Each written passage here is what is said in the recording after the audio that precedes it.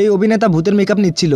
হঠাৎ মাঝপথে তার প্রচন্ড বাথরুমের চাপ আসে। সে তখন দ্রুত টয়লেটে চলে যায়, কিন্তু বিপদ হলো কাজ শেষ করার পরে তিনি বুঝতে পারেন যে সঙ্গে কোনো টিস্যু পেপার নেই। তাই তিনি পাশে টয়লেটে থাকা বড় ভাইয়ের কাছে টিস্যু চান। বড় ভাই টিস্যু এগিয়ে দিল, মাঝখানে আর একটি টয়লেট থাকায় অভিনেতা সেটি নিতে পারছিলেন না। তখন তিনি বড় ভাইকে একটু সামনে এসে টিস্যুটা দিতে বলেন, কিন্তু বড় ভাই বিরক্ত হয়ে যায়। অভিনেতা তখন একটু মজা করার সিদ্ধান্ত নেয়। তিনি ভূতের মতো ফ্যাকাশে মুখটা সামনে এনে বড় ভাইকে ভয় দেখান। মুখটি দেখেই বড় ভাই এতটা ভয় পেয়ে যান যে চিৎকার করতে করতে সেখান থেকে দৌড়ে পালিয়ে যান। এদিকে শুটিং স্পটে সবাই অভিনেতার জন্য অপেক্ষা করছিল, কিন্তু অনেকক্ষণ পেরিয়ে গেলেও তিনি আর ফিরে আসেন না। তাই প্রডিউসার একজন অ্যাসিস্ট্যান্টকে সঙ্গে নিয়ে তাকে খুঁজতে বের হন। বাইরে এসে তারা একজন লোককে দেওয়ালের পাশে হাঁটাহাঁটি করতে দেখেন। প্রডিউসার ভাবলেন যে এটাই সেই অভিনেতা। প্রচন্ড রেগে গিয়ে তিনি তাকে বকাঝকা শুরু করেন। এমনকি রাগের মাথায় একটা লাথি মেরে তাকে ঘরের ভিতরে ঢুকিয়ে দেন। তিনি তখন চিৎকার করে বলেন যে তুমি জানো আমরা তোমাকে কতক্ষণ ধরে খুঁজছি। ঠিক তখনই প্রডিউসারের ফোন বেজে ওঠে। ফোন করেছে আসল অভিনেতা। সে তখনও টয়লেটের ভিতরে আটকে আছে এবং প্রডিউসারকে কিছু টিস্যু নিয়ে আসতে বলছে। প্রডিউসার তখন হতবাক, কারণ আসল অভিনেতা যদি এখনো টয়লেটের ভিতরে থাকে তাহলে বাইরে যাকে তারা ধরে এনেছে সে আসলে কে? সে কি মানুষ নাকি অন্য কিছু?